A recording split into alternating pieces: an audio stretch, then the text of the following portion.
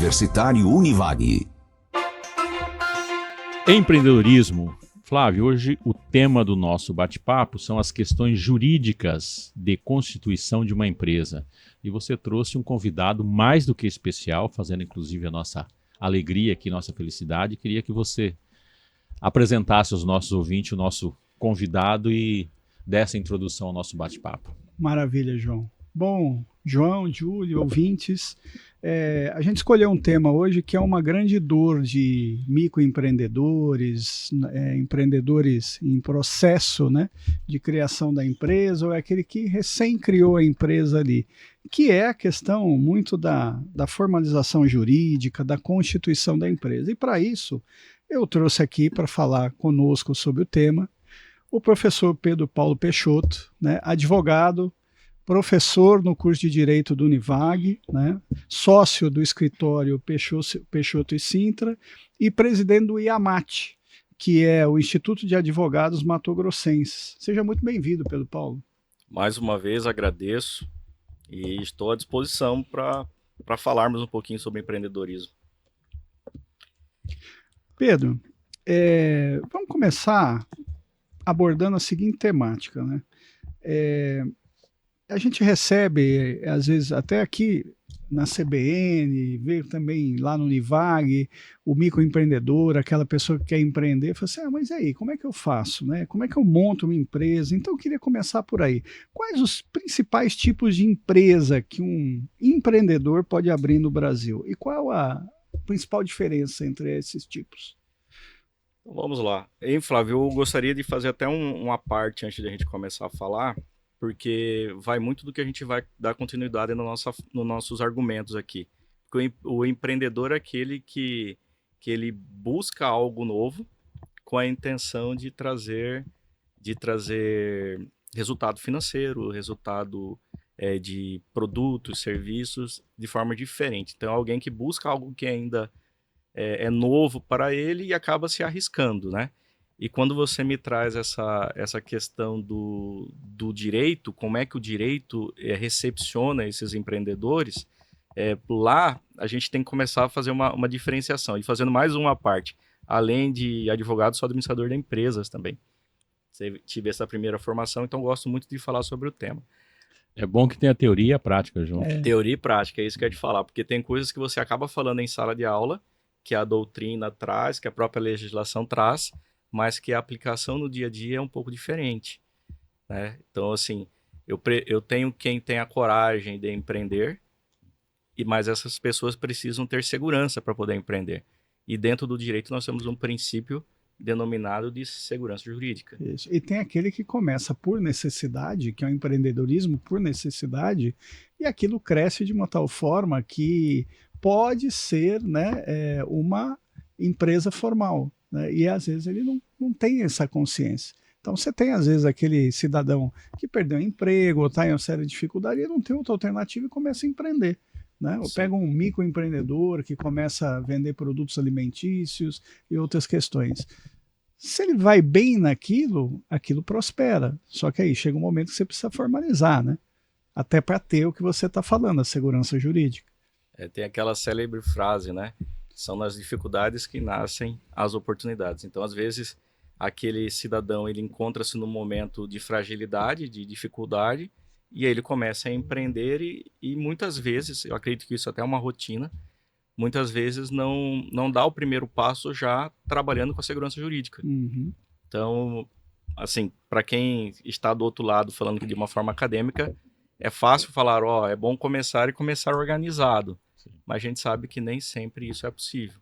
Mas, tratando do tema organização, e especificamente na segurança jurídica, o próprio Código Civil ele traz algumas seguranças que tratam a constituição dessa pessoa jurídica, da formalização dessa atividade empresarial. E ele traz tipos que hoje colaboram até para que esse pequeno empreendedor, né, que às vezes é um empreendedor ali caseiro, possa ter a sua formalização. Exatamente. Eu até separei aqui o que é mais comum, tá? Porque quando se fala em início de empreendedorismo, as pessoas começam normalmente no primeiro degrau, vamos dizer assim, né? Então nós temos a figura da MEI, que é o microempresário individual, que tem uma característica um pouco diferente, ela é mais célere a sua constituição, tem menos requisitos formais, ela exige menos daquele que decide constituí-la. Nós temos a empresa individual, onde nós temos só um personagem como dono daquela personalidade jurídica. Temos também a empresa individual com responsabilidade limitada. E aqui eu faço uma parte, porque quando você empreende, igual o professor Flávio disse, as pessoas sempre iniciam um negócio com a ideia de acertar. Claro. E o primeiro passo que ele acaba sendo obstado é quando aquela tentativa de acerto no negócio prejudica a pessoa física. Então, a constituição de uma personalidade jurídica, uma empresa, vamos assim colocar, de uma forma mais popular, ela tenta afastar um pouco a figura daquele que é a pessoa física da pessoa jurídica, que é a um pessoa grande desafio, jurídica, né, que é o Pedro? grande desafio. Porque as pessoas jurídicas, elas podem assumir algumas responsabilidades, ela pode pactuar contratos, ela pode firmar, participar de concorrências e assim sucessivamente. Mas mais adiante a gente fala sobre esse assunto. Então, a empresa individual com responsabilidade limitada, ela traz esse limite, para não haver de imediato a mistura, né, entre a pessoa física e a pessoa jurídica. Mais conhecida na sigla também como EIRELI. Né? EIRELI, exatamente. Aí, quando você decide empreender, só que trazendo alguém junto contigo, né, que são os sócios, você pode ter uma outra formatação de empresa, que é a empresa limitada. Como o próprio nome sugere, a limitada ela traz limites de obrigação e também limites de direito. Né? E aqui é um outro ponto importante. Quando se constitui uma empresa limitada, o próprio código ele traz uma obrigação da gente criar regras e tornar essas regras públicas entre as partes que são ali os sócios. Então, nasce a figura do contrato social. É um pacto obrigacional firmado entre os sócios e isso deve ser publicizado para terceiros. Então, ali nós temos o limite das cotas dos sócios, quem é o sócio administrador, quem responde pela sociedade empresária perante terceiros. Isso precisa ser registrado na junta comercial para que esses terceiros tenham acesso a essas informações. E o que é importante no meio disso é exatamente essa delimitação de responsabilidades. Então, você quer constituir uma sociedade empresária limitada, mas você sabe até onde é o teu direito e também até onde é a tua obrigação. Sim. E aí, eventualmente, né, não atropelando as coisas aqui, numa eventual ruptura de sociedade, também fica claro qual que é o papel de cada um dentro desse contexto. E é primordial ter isso discutido antes, né? A regra do jogo antes. Sim. Igual casamento, né? Isso. Eu acho que é até mais grave que casamento. O professor João Edson falou aqui, e eu até preciso fazer aqui uma parte, né? Minha esposa Priscila está assistindo, né? Minha mãe está assistindo também. Então, se tiver dois ouvintes aqui, são a Priscila e a minha mãe, né? Obrigado pela audiência. Continue nos ouvindo, Isso viu? aí, Espero que gostem do programa e continue com a gente. E depois eu preciso mandar alguns recados, que meu telefone está recebendo aqui um monte de mensagem aqui. Acho que eu vou até aproveitar, já que saímos aqui da regra, né? Então, além da minha mãe, Enédia, minha esposa Priscila, o Maurício Aldi, que é ex-presidente da OAB. Ô, Maurício Aldi, tempo não vejo ele. Abração. Mandou um abraço para o senhor, não para mim, tá? Opa, obrigado, Maurício. Falou assim, Pedro, já que você está aí, manda um abraço para o João. A Vanessa Tenuta, tem aqui a Gabriela Novis Neves. Vanessa também, Gabriela, Wilson, Gabriel Anchieta, o Wendel Rolim. Ixi, depois eu mando os outros aqui. Tem uma turma aqui, Cláudio Alves, lá de Sinop. Estamos formando aqui não vamos aprofundar a instituição, mas um velho quadro de professores aqui, antigos. Exatamente. Trabalhamos todos juntos. E Obrigado pela audiência de vocês. Continue sempre com a gente aqui. Da próxima vez, manda um abraço para mim também, né? Não só o professor João Edson. Eu não vou falar, Júlia. Acho que eu estou errando teu nome, né? É Juliana. Então você falou Júlia. Que a gente chama de Julie, a gente diminui. Tá. Juliana, geralmente é minha mãe quando tá brava comigo. Tá.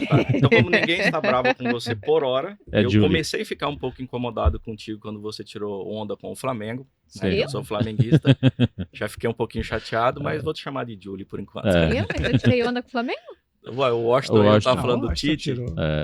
É o Washington, né? Não, ele ao contrário, defendeu o Flamengo. Ela defendeu, você defendeu? Defendeu o Flamengo. Aí, você Vou viu quando você precisar tá de um sofrendo, você não sabe advogado. quem Não tá te sabe. ajudando, né? Esse negócio, você briga até com quem tá no... Vou precisar de um desespero. advogado. Exatamente. Sim. E outro ponto que eu tava falando, pode ser que esses professores aqui também Sim. foram seus alunos, né? Assim como, É como possível. eu fui também. Eu tive muito esse caso. No último ano que eu dei aula no curso de Direito, 70% dos meus colegas tinham sido aluno. Então teve essa mudança legal com o tempo. Sim, Ô, e Pedro. por falar em mudança legal, me desculpe, porque senão eu vou ter problema em casa. Minha filha Vitória também está assistindo, eu achei que ela Opa. estivesse em sala de aula, mas está mandando mensagem. Papai, estou assistindo. Obrigado, Vitor. Fez o correto, viu? Hoje pode escapar da aula para assistir a gente aqui, viu, Licença Vitória? poética, né? E a Gabriela também, que é a controller lá, que trabalha Sim. junto conosco no escritório. Pedro, só retomando um ponto que eu acho que é crucial para os nossos ouvintes, que você estava falando dessa questão da necessidade de formalização contratual, né? O segredo, quando a gente olha alguns ramos empresariais, a gente vê muito assim, por que não dá certo? Se a ideia é boa, tem uma boa equipe, aí você vai ver, o problema está no mecanismo de governança. E quando Sim. você pega o mecanismo de governança, normalmente é que tem um contrato mal feito lá de início, da expectativa de cada sócio, né? Então, acho que é fundamental o nosso ouvinte, né, ter Sim. isso muito claro. Assim, ó, o contrato tem que ser bem feito, o contrato social, né? Bem claro, a expectativa de cada um, direitos e deveres de cada um. Eu me lembro muito de uma fala do finado Abílio Diniz, quando perguntaram para ele do contrato que ele fechou com o grupo Cassino francês, lembra? Passando todo o grupo Pão de Açúcar. Ele falou, olha, eu fecharia esse negócio de novo, foi muito bom para minha família, tal. O que eu faria diferente? Olharia melhor o contrato. Porque assim, Sim. o que eles pediram estava no contrato. O negócio foi bom? Foi, mas poderia ter sido muito melhor. Então, assim, o que ele deixava de mensagem? Ele falou assim, ó, faça um contrato bem estruturado, muito bem feito. Né? E é por aí, você quer empreender, você vai ter Sim. sócio, sociedade é complexa, é complicado. Eu quero depois até te convidar para a gente fazer um programa só para falar de questões societárias. E isso é complexo, né? Sim. Então, assim, o que minimiza muito o problema? Um contrato bem feito, né? De início, você sair com a regra do jogo bem definida. Sim. E só aproveitando um pouquinho a mania de professor, né? Eu vou falar do último tópico, eu entro Sim. na tua pergunta. Isso. E tem uma pergunta do Daniel aqui, bem importante já. E nós temos a sociedade Simples, Simples. que é uma sociedade formada com profissionais que vão prestar serviço intelectual. Então é um Sim. outro formato de sociedade. Eu acho que até antecedendo a pergunta do Flávio, para a gente naquela sequência mesmo professoral, né, Sim. já estamos dos professores, o Daniel fez a seguinte pergunta aqui. O que é recomendado? Existe alguma questão de limite que você não pode ultrapassar? Ele pergunta assim, escuta, eu tenho uma empresa, ele começou com a MEI, e hoje ele está com a EI, porque o contador obrigou ele a mudar de patamar. Isso deve ser bom, porque ele deve estar faturando, porque tem limite de faturamento. A né? MEI, Ele está faturando mais. até então, era R$81 mil ano. Sim. Então eu fico feliz que você mudou de patamar, como diz a turma, né? Parece que ele Já está está em meio outro assim, que ele formato. passou a pagar mais impostos também. Tem isso? Não, mas normalmente quando você paga mais imposto, é porque você está tendo uma receita maior. Sim. Normalmente, né?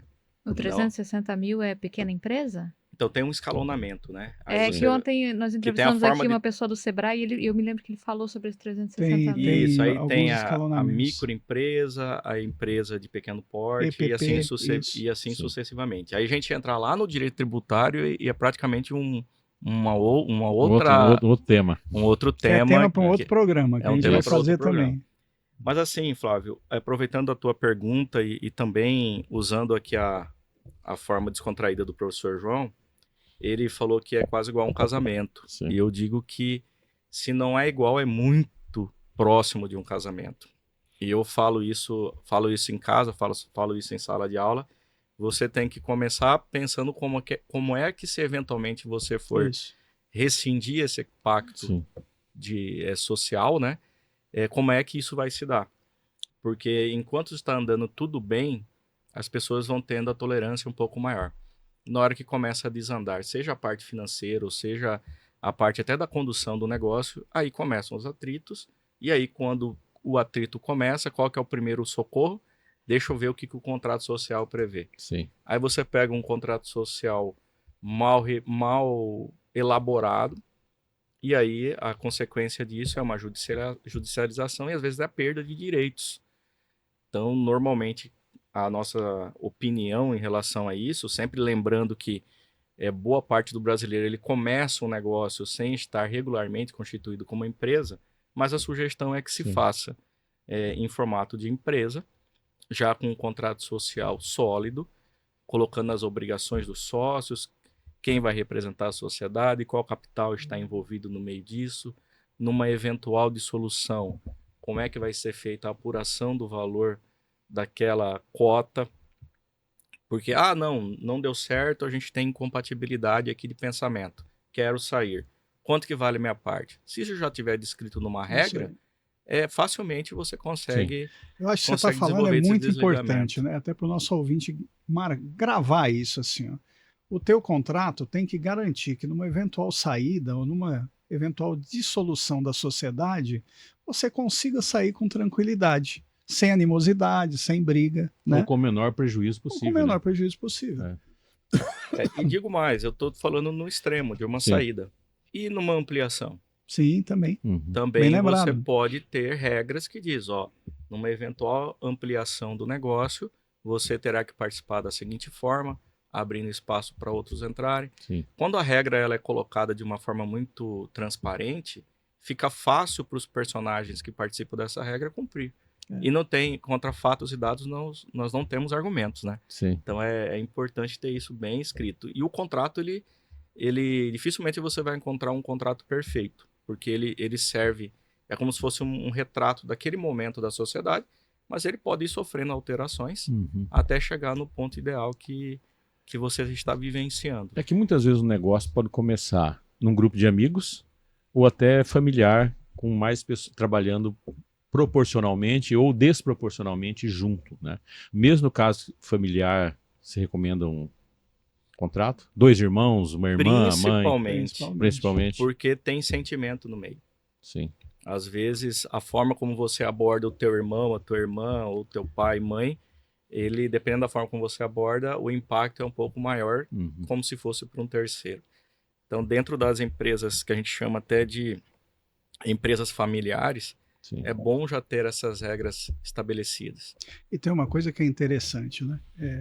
Quando você entra no campo dos estudos científicos de internacionalização de empresas, tem um campo lá que você estuda os tipos de relacionamento empresariais entre culturas nacionais diferentes. E você vê, a pesquisa mostrou assim, determinados grupos de países têm algum tipo de forma predominante de considerar, de motivar essas relações. Você pega um americano em inglês, é o que está no contrato, esquece, não vai nem discutir e tal.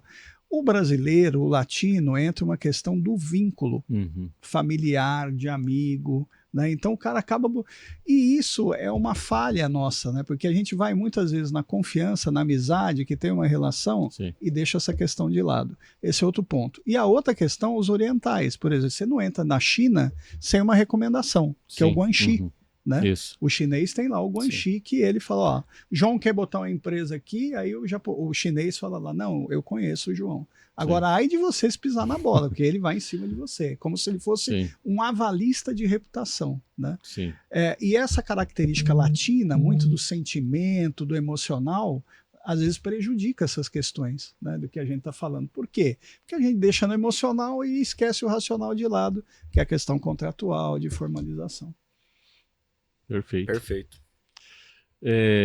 Dentro dessas configurações jurídicas, dependendo do tamanho da empresa, ela está caracterizada mais para um tipo do que para outro?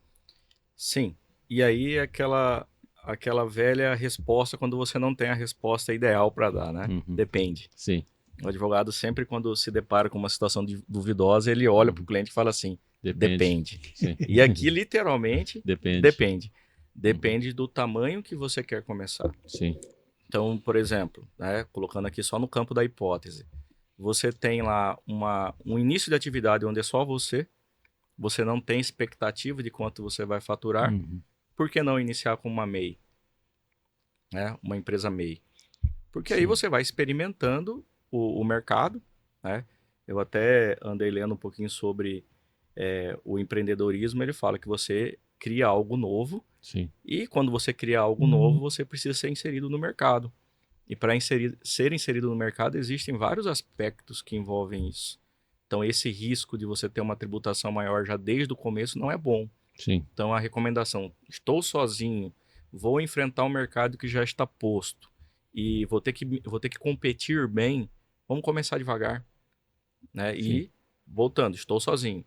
Agora não, agora eu já tenho alguém que confia no que eu estou falando, comprou a minha ideia e entende que o negócio é viável. Somos em 2 ou mais sócios.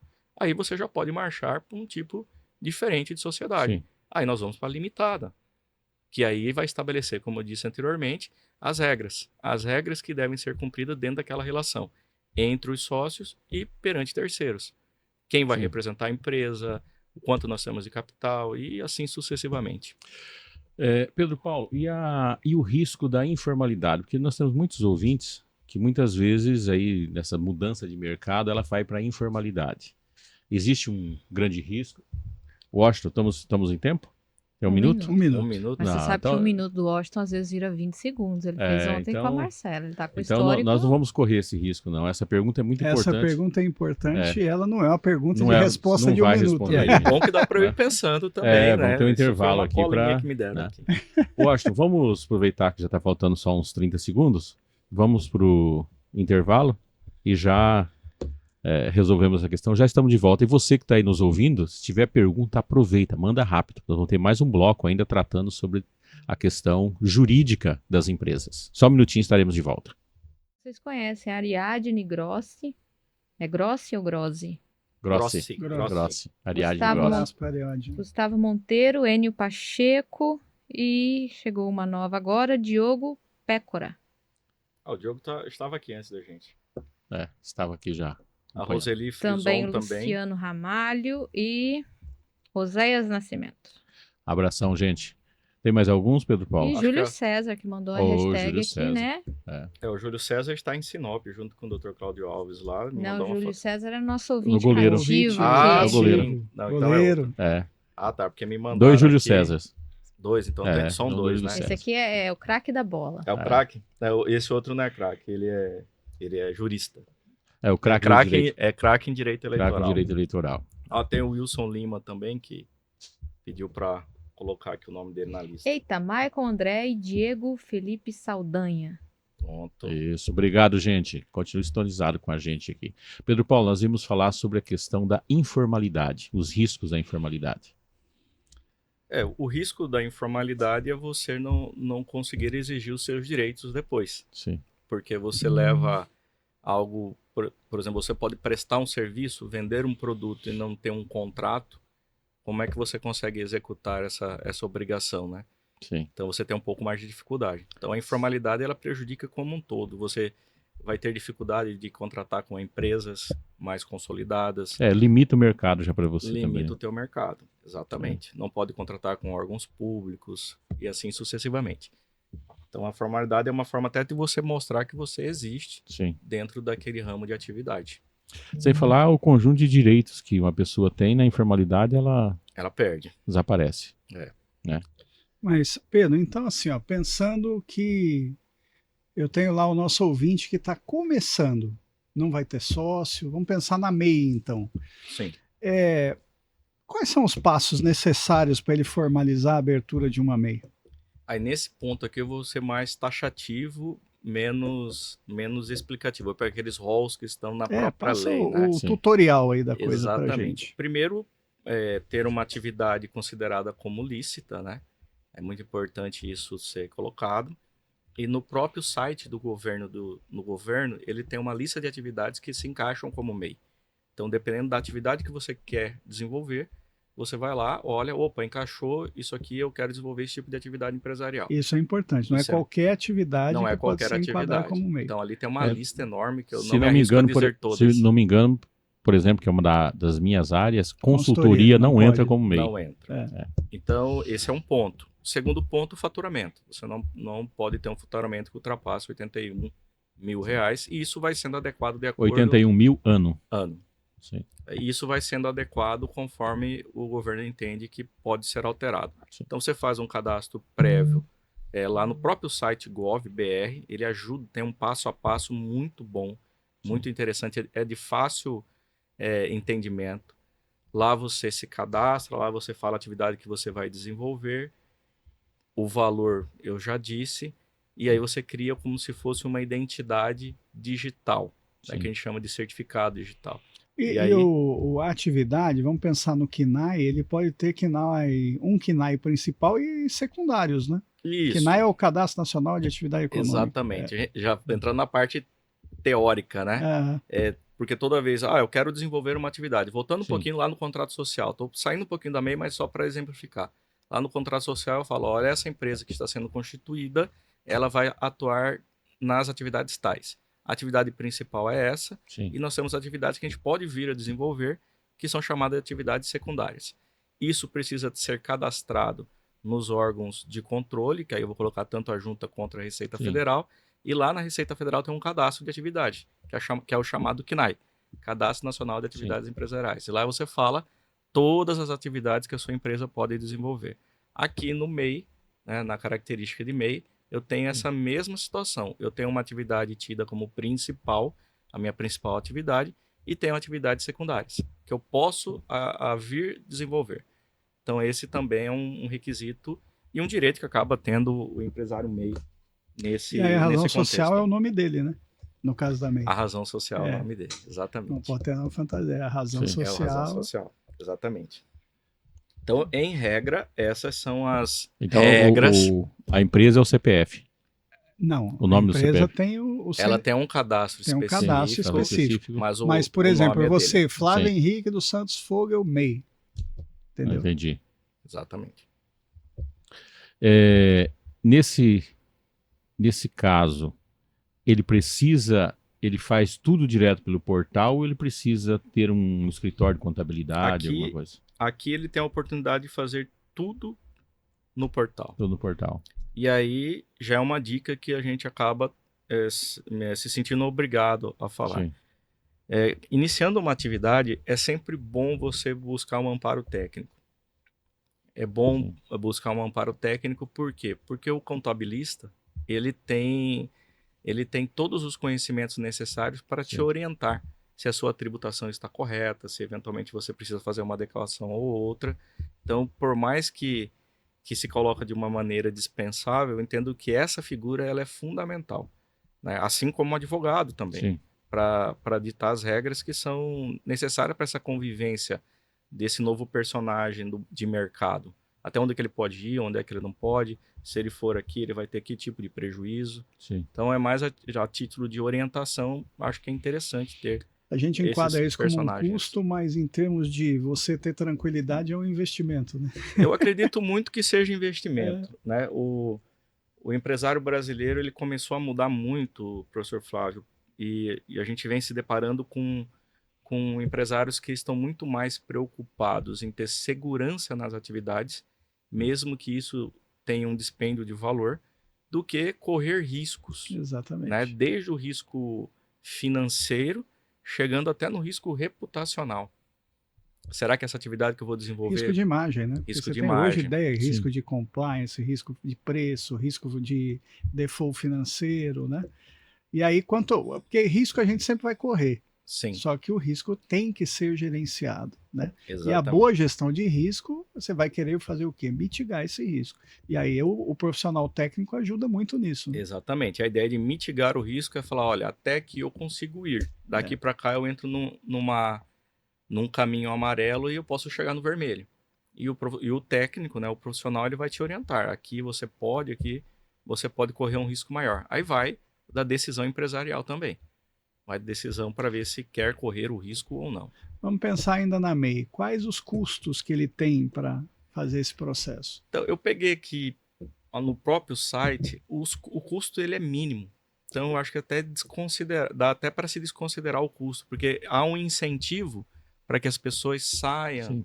saiam da Da informalidade. informalidade, Isso. né? Então, Foi criado para o isso. governo ele vem dando essa orientação e reduzindo muito os custos.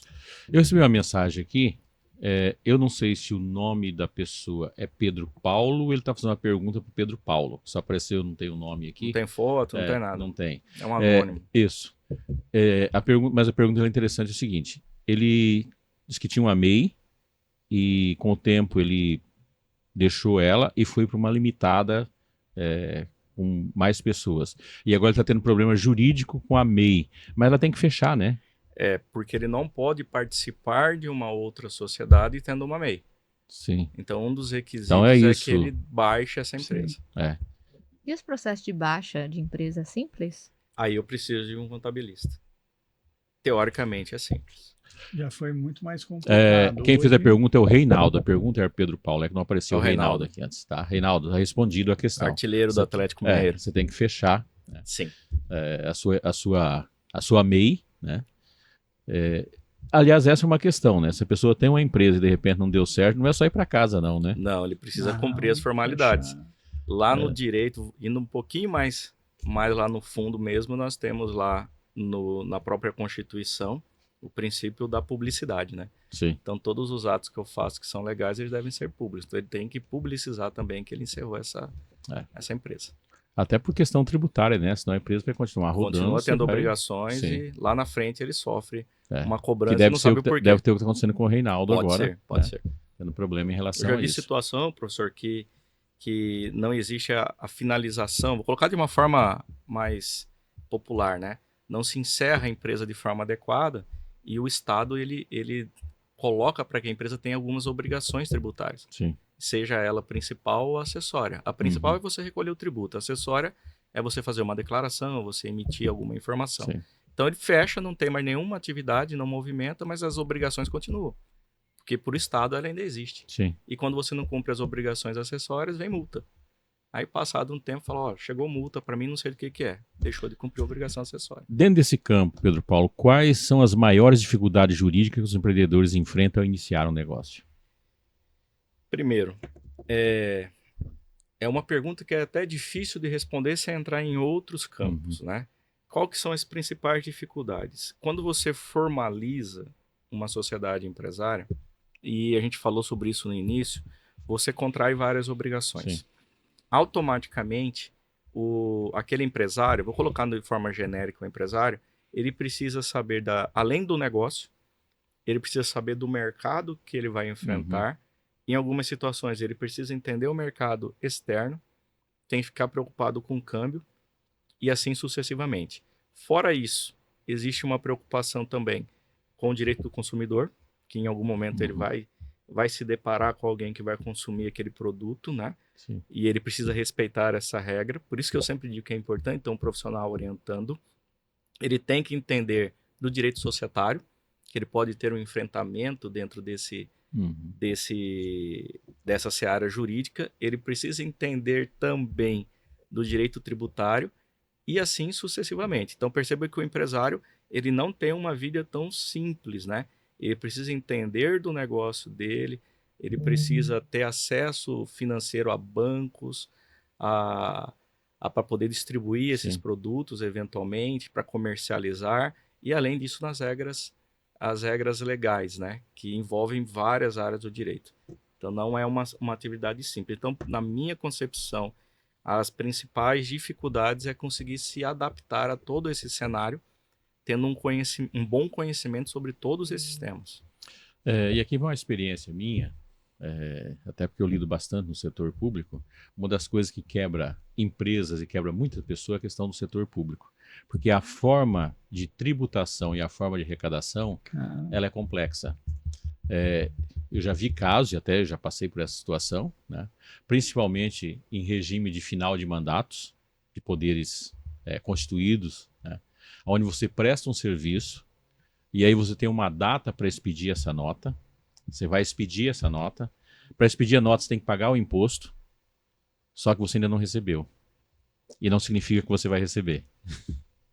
Para olhar a complexidade da nossa questão. Deixa eu te falar. Aí vai aquela história do depende, né? Sim. Quando você responde, às vezes, na área do direito administrativo, você tem um tipo de resposta. Uhum. No direito tributário é outro Sim. tipo de resposta. Então, vou caminhar primeiro onde eu não navego bem, né? Que a minha disciplina na faculdade é direito tributário. Sim. Quando você presta um serviço, uma forma de você demonstrar que você prestou o serviço, uma das formas, é você emitir a nota fiscal. Você está declarando para o Sim. fisco que você prestou aquele serviço. Então, não necessariamente você está declarando para o fisco que você recebeu por ele. Mas o fisco vai te cobrar. Sim. Lá no direito tributário, a gente tem Cobra. um tema chamado fato gerador. Isso. É uma conduta que você realiza que te obriga a recolher a cumprir uma obrigação tributária. Então, o fato de você ter prestado o serviço, você já tem uma obrigação tributária acessória de emitir a nota e principal de recolher o tributo. E isso não está atrelado ao teu recebimento. Sim. Se você não recebeu, o fisco não tem absolutamente nada a ver com isso. Eu lembro daquela conversa entre Vespasiano e Tito, né? Sim. The tax non olet, né? Isso. Então, quando ele falou, pai, olha, o senhor está taxando os mictórios, isso não Sim. é legal. Ele falou assim, não, mas tributo não tem cheiro, meu filho. É. Então, não importa de onde vem o dinheiro, né? Sim. Então, neste caso aqui, o direito tributário, ele enxerga dessa forma, Sim. tá? Aí, se você sai do direito tributário, você tem outras ferramentas para cobrar o próprio Estado. Sim. Aí você pode entrar com uma demanda judicial cobrando o Estado. Então, essa é uma dificuldade mesmo que a gente se depara com ela. E aí, muitas vezes, na justiça, você ganha título podre, como Sim, forma de pagamento. exatamente. Né? Então, assim, eu já vi muita gente empolgar, né, com os valores. Não, aqui prestar um serviço no Estado, vou gerar uma empresa. Não sei o que tem, ainda mais hoje que a questão de... uma outra ganhou a licitação, a pessoa entra na terceirização. Quando você vê, você trabalhou, não recebeu, pagou imposto.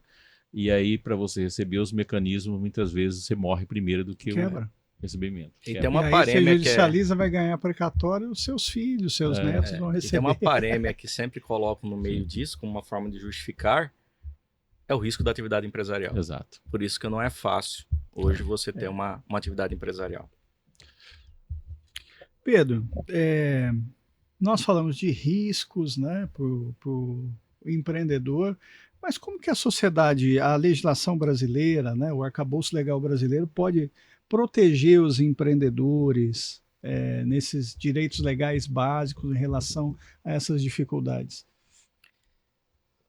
Aí vai de novo caminhar pelo campo da hipótese, né? Depende muito do que a gente está falando, né? Regra geral, quando você utiliza da legislação para constituir uma empresa, o primeiro passo é você dividir o ambiente patrimonial do que é a pessoa física com a pessoa jurídica. Então, Eu esse é o quero pegar primeiro um ponto. gancho nisso, como consultor com mais de 25 anos de experiência na área de consultoria empresarial. Sim. Esse é um problema costumeiro e que leva a empresa a quebrar e a ter grandes dificuldades. É o empreendedor misturar o patrimônio dele com o da empresa. Isso é complicadíssimo. Isso. Né? Por mais que eu não posso deixar de falar sobre esse assunto, existe um instituto dentro dos processos já quase no final, que a gente fala em execução, que é o da desconsideração da pessoa jurídica.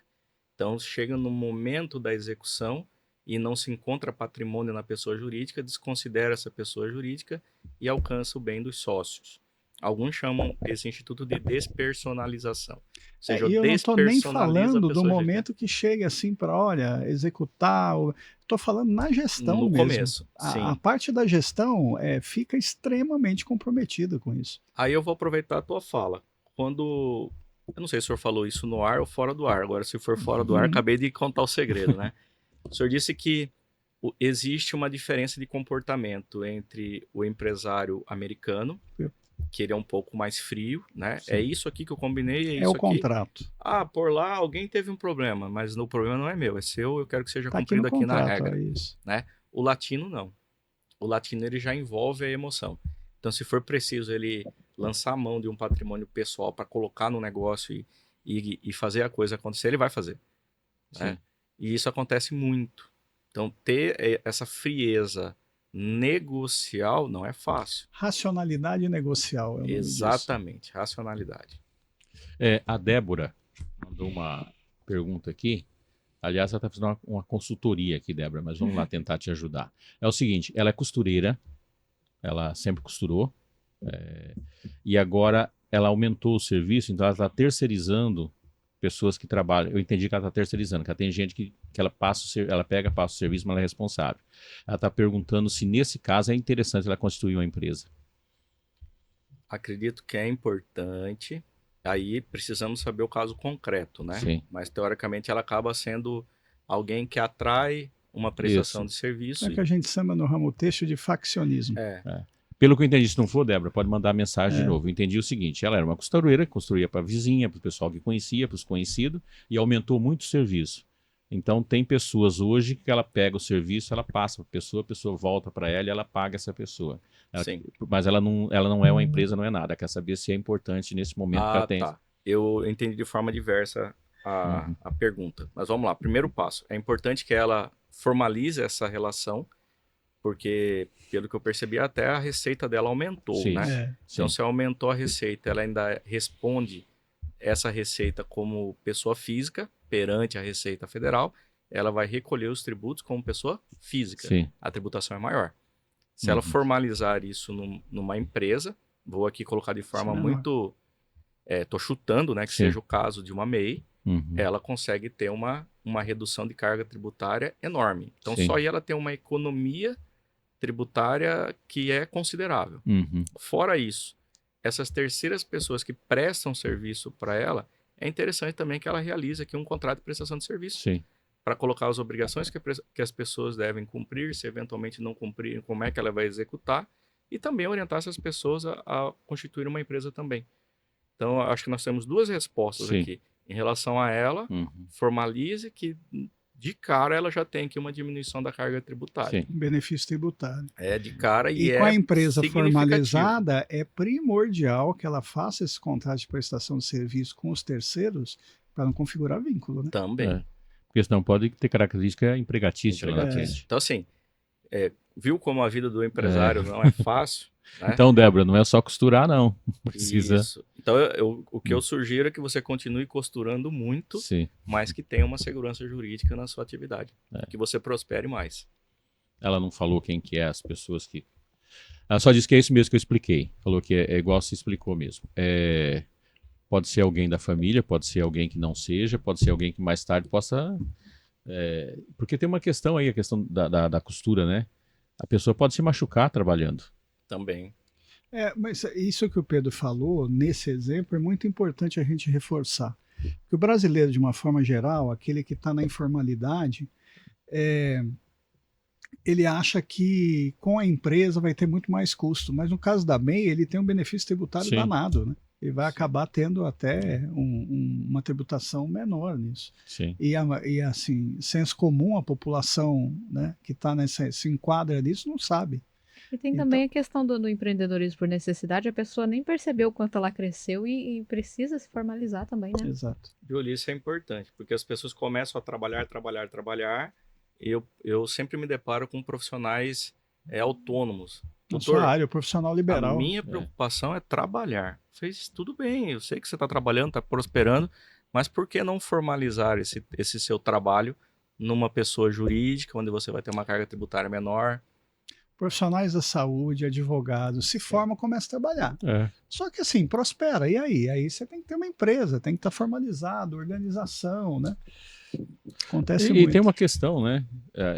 Não significa que trabalhar você vai ter lucro. Pode ser que ao trabalhar e não fazer as coisas legais, você seja punido por trabalhar. Sim. Juridicamente, né? Eu ouvi de um grande empresário, o seu André, né, até tio do nosso amigo pessoal aqui em comum, Davis Marge, falava que aquele que trabalha demais não tem tempo para ganhar dinheiro. Isso aí é um ditado que inclusive é judaico. Eu trabalhava num banco, um banco judaico, o banqueiro às vezes me falava isso, e ele falava com aquele sotaque, né? Falava, Flávio, quem trabalha demais não tem tempo de ganhar dinheiro. E é bem isso. Né? Então, fica só envolvido com trabalhar e não olha o básico que seria fazer essa formalização, né? As oportunidades, e aí vai. Eu tô com duas perguntas aqui, vou fazer uma por vez. A do Oséias Nascimento primeiro, ele quer saber se existe idade mínima para empreender. Entendo aqui como formalizar, né? Não tem idade mínima. nem máxima, né? Eu conheço pessoas que começaram a empreender com mais de 65 anos e têm sucesso hoje. E eu também conheço empreendedores que tiveram uma ideia, né, e começaram com 12 anos de idade.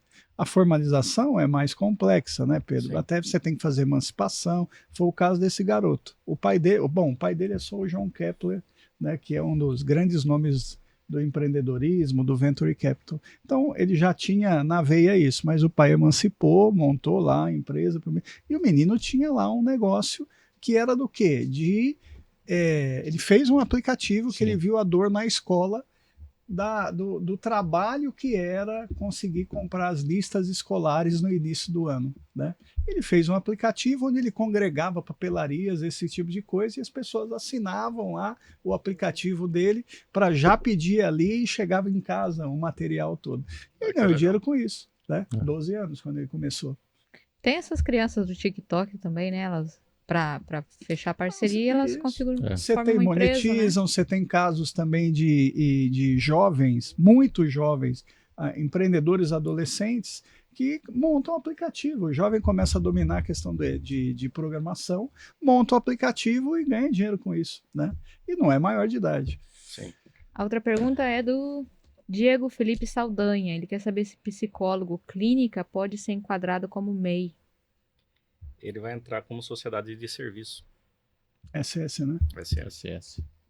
sociedade simples. Maravilha, 15 horas 30 minutos. Vamos falar um pouquinho do Univag? Vamos. O que a Univag tem de bom para nós? João, nós estamos ainda com o vestibular aberto. Ó, Vamos para o repórter Vamos CBN. pro repórter CBN Depois e a gente fala. volta com calma para falar do Univag e despedir com tranquilidade. Washington. Volta com Estúdio CBN, agora às 15 horas 35 minutos. Flávio, nós estávamos despedindo, chegou o repórter CBN, mas entre despedir e o repórter, tem um conjunto de mensagens aí, Pedro Paulo. O pessoal que está nos ouvindo, vamos fazer um carinho para eles, porque eles precisam continuar ouvindo a gente hoje, amanhã, depois. Sim. Que eu marquei aqui, tem o André Rufino, advogado também, juntamente com Luiz Benvenuti, que nos assiste, Adriano Souza, Fábio Capilé. Ô, Fábio Capilé, Fábio Fabinho. Capilé assistindo. Abração, Fábio. Abraço pro Fábio, pra doutora Kelly, Juliana pra esposa. Jimenez, ela é de Cuiabá, mas está em Rondonópolis. Eu tenho 139 pessoas que me mandaram aqui, e aí eu vou tomar a liberdade de falar que estou cumprimentando todo mundo, e como talvez vocês me chamem de novo, eu cumprimento o restante depois. Certeza que Isso. estará aqui. Eu já quero, Pedro, A Yasmin Deixar Xavier o- também. deixar o convite, né, para que já numa próxima oportunidade a gente possa ter você de volta aqui para a gente falar nesse quadro nosso aqui de empreendedorismo, falar sobre questões tributárias para o empreendedor. Maravilha. Estou à Sim. disposição. Que é uma sequência do que nós Exatamente. falamos hoje. Exatamente. Muito importante, né? Flávio, o que a Univag tem de bom para nós? Conta aí. Eu sei que a Univag sempre tem notícias ótimas. João, a gente não cansa de comemorar, nós estamos comemorando ainda, né, a questão das notas, Sim. então estamos entre os 9% das melhores instituições do país, entre públicas e privadas, considerando lá o índice do MEC, do IGC, contínuo. Temos as melhores notas nesse IGC na graduação em Mato Grosso, entre público e privada. O primeiro lugar na nota de graduação é do Univag, né? E a boa notícia é que os vestibulares para o digital ainda estão abertos. Então ainda dá tempo de você estudar nesse semestre, né? Num curso com qualidade, com práticas presenciais e que te dá uma flexibilidade tremenda para você estudar, se aprimorar, crescer profissionalmente, né? Respeitando os seus horários. Maravilha. Para quem quer começar a estudar amanhã, é possível? Claro. Entrar no site www.univag.com.br, entrar lá em vestibular, fazer a sua inscrição no vestibular, né? Ele acontece online, você consegue fazer isso de uma forma muito rápida. E se você já é graduado e quer uma segunda graduação, é só entrar no site também no protocolo e solicitar a matrícula de graduado. Ou temos também a matrícula por transferência, que ainda dá, né? Não está satisfeito onde você está, quer ir para uma instituição referência de qualidade, também dá para fazer lá pelo site no protocolo. Maravilha. Então o site, eu já falei, www.univag.com.br, né? Se você quiser um atendimento mais pormenorizado, né, você pode ligar lá no nosso call center, 3688-6006, e o call center, se for o caso, e é sempre um prazer para a gente, você quer marcar uma visita, você quer conversar com o coordenador, é só agendar com a gente, né? É um prazer recebê-lo no Univag, para que você conheça os nossos diferenciais, converse sobre o curso, se tem dúvidas sobre o curso, né? Vá visitar, vai ver por que nós estamos com as melhores notas, porque nós somos a melhor opção para o futuro dos nossos entes mais queridos, né? Eu sempre falo assim, nós fazemos curso no Univag para colocar os nossos entes mais queridos sem pestanejar. Então a gente faz curso para botar nossos filhos, nossas esposas, né? E a gente vê isso muito lá, né? Sim. O que tem de professor, funcionário que tem filho estudando e com bastante êxito, filho que já estudou, nossos estudantes que já estão na terceira geração, né? Tem muito Sim. disso também. A gente tem caso que o avô começou a estudar lá no início do Univag, os filhos se formaram e agora os netos estão estudando lá. Isso para a gente é um indicador de satisfação que não tem preço, né? E aqui... O baile dos egressos deve ser bom lá, né? E aqui a gente tem recebido só, 100% até hoje, só elogios de gente que estudou, dando testemunho da qualidade do Univag e da importância na vida das pessoas. Esse é o melhor feedback que a gente pode ter, né? De ver que a gente está impactando positivamente na vida das pessoas. Flávio, eu quero te fazer uma outra pergunta, que é o seguinte: se existe uma grande empresa com bastante funcionário, uma associação, uma cooperativa, uma instituição pública, um município, e quiser estabelecer um convênio para ter algumas vantagens a mais, é possível fazer isso? É possível fazer isso. Nós temos como conseguir, dependendo da quantidade de alunos que está envolvido Sim. nisso, né, preços melhores. E não é só uma questão de preço, né? Sim. É principalmente a qualidade e a possibilidade, porque a gente tem uma diretriz curricular para os cursos, Sim. mas existe um percentual de flexibilização. Então imagina que você vem com a sua empresa e fala assim, olha, eu queria fazer esse curso aqui, oferecer esse curso para os meus funcionários. Imagina que você é uma empresa do agro, vamos exemplificar Sim. que fica muito mais claro. Você vira para mim e fala, Flávio, eu quero oferecer para os meus funcionários, que eu estou sentindo necessidade aqui, o curso de graduação em produção de grãos, 3 anos, né? Que depois, Sim. em mais 2 anos e meio, você sai agrônomo, você pode dar continuidade na agronomia. Então, a gente tem o curso, a matriz pronta, mas eu tenho uma série de disciplinas que são optativas, eletivas, os projetos, que a gente pode formatar de acordo com a necessidade da empresa. Na Sim. realidade da empresa. Então você consegue dar uma boa formação e atender necessidades da empresa, às vezes está ligado à questão da cultura organizacional dela, né? Algo que é uma demanda ali local. Dá para fazer isso, né? E a gente tem sido muito procurado por empresas por essas questões. Então é possível, você prefeitura que quer fazer um convênio para os seus munícipes, né? Queira conversar com o Univag para colocar, né, às vezes um polo do Univag aí no seu município, dá para a gente conversar. Né? Câmara de Vereadores. Câmara de Vereadores. Olha, eu tenho uma empresa e eu estou precisando. A gente vê Sim. a principal dor hoje dos profissionais, dos empresários, é o quê? Sim. Nós estamos num estado com ritmo de crescimento, né? Que nas últimas 2, IBGE Sim. que está falando, não sou eu, nas últimas duas décadas, o ritmo de crescimento econômico de Mato Grosso foi 3 vezes maior que a média nacional. Sim. Né? Só que isso traz um desequilíbrio que na necessidade de mão de obra. Então, assim, você falar qualquer empresário hoje, qual é a grande dor? Quero gente qualificada, né? E a universidade se propõe a isso, e se propõe em sintonia com as necessidades do mercado. É isso que o Univag sim. propõe. Então, dá interlocução, sim, e é possível. E se uma empresa, por exemplo, tem um quadro de funcionário e a dinâmica está muito grande, e ela quer manter esse quadro, mas ela quer apenas treinamento, um curso de aperfeiçoamento, é possível? É possível, porque aí a gente faz o curso que a gente chama tailor-made, né? Ou seja, traçado, estruturado de acordo com a necessidade da empresa, que são os cursos profissionalizantes. Sim. Isso é possível. Eu quero fazer uma formação para os meus gestores, uma formação em pós-graduação. Eu quero que aconteça na empresa. É possível, Sim. né? Então, temos hoje como oferecer isso. Eu gostaria que as práticas acontecessem na minha empresa. Imagina aquele exemplo do agro. Sim. Você imagina o seguinte, olha, eu tenho 10 filiais espalhadas em Mato Grosso, mas o meu funcionário está aqui. Tem jeito de a gente organizar para que a prática aconteça já na minha empresa? Tem jeito. Né? Então, assim, hoje a gente consegue oferecer uma gama, um portfólio de cursos e oportunidades para as empresas bastante interessante.